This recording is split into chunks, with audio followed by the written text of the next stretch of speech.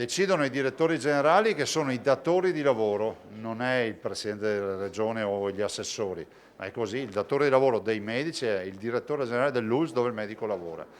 La legge è chiara, noi abbiamo chiesto una sospensione cautelativa per allinearci con quello che fanno anche le altre regioni. Domani ci sarà un'ultima riunione, però immagino che la direzione sarà quella, quindi sarà inevitabile che ci siano ancora dei provvedimenti. Questione di giorni, forse di ore, e la stretta sugli operatori Novax diventerà definitiva. Il tempo quindi di coordinarsi a livello nazionale per stabilire una linea comune e passare la palla ai direttori generali delle ULSS, che sono formalmente i datori di lavoro. Questo il chiarimento dello stesso Luca Zaia ad Asiago per l'inaugurazione del nuovo punto nascite, e proprio dall'altopiano sono arrivati gli aggiornamenti di giornata sul fronte della lotta al Covid, su tutti il rientro in Veneto dei ragazzi rimasti intrappolati nei giorni scorsi a Malta, per lo più trevigiani. Questa notte siamo riusciti a portare a casa, ringrazio il dottor Rosi e quindi tutti gli uomini e donne anche lì dell'emergenza urgenza, i 13 ragazzi provenienti da Malta bloccati a Roma positivi, e quindi l'abbiamo gestita con delle ambulanze, perché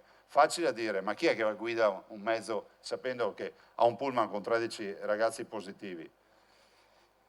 E quindi l'abbiamo gestita con le ambulanze, sono tornati tutti in Veneto, l'ultimo è arrivato mezz'ora fa a Vidor, da Treviso. La dimostrazione è che il virus galoppa soprattutto tra i più giovani, contagio che sale mentre i ricoveri restano stabili e bassi grazie allo scudo della vaccinazione. La vaccinazione resta volontaria ed è bene così e va rispettata le idee di tutti, però è altrettanto vero che è reciproca questa partita, nel senso che oggi, se la variante Delta non si sta diffondendo come dovrebbe diffondersi comunemente, perché c'è un popolo di vaccinati che è impressionante, noi abbiamo passato le 5 milioni di dosi. Campagna vaccinale che si accompagna alla prevenzione mediante tamponi, tasto sul quale il governatore continua a premere. Siamo l'unica regione d'Italia che fa i tamponi gratuitamente a chiunque senza prescrizione medica.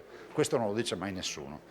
Ecco, detto questo, se noi avessimo la possibilità di fare 5 milioni di tamponi istantaneamente a tutti, io non voglio neanche pensare a quanti positivi troviamo. Quindi utilizziamo la mascherina, perché molti di noi, se non la stragrande maggioranza, rischia di essere positiva, sintomatica e magari andare a infettare qualcuno che ancora non si è vaccinato per i più disparati motivi.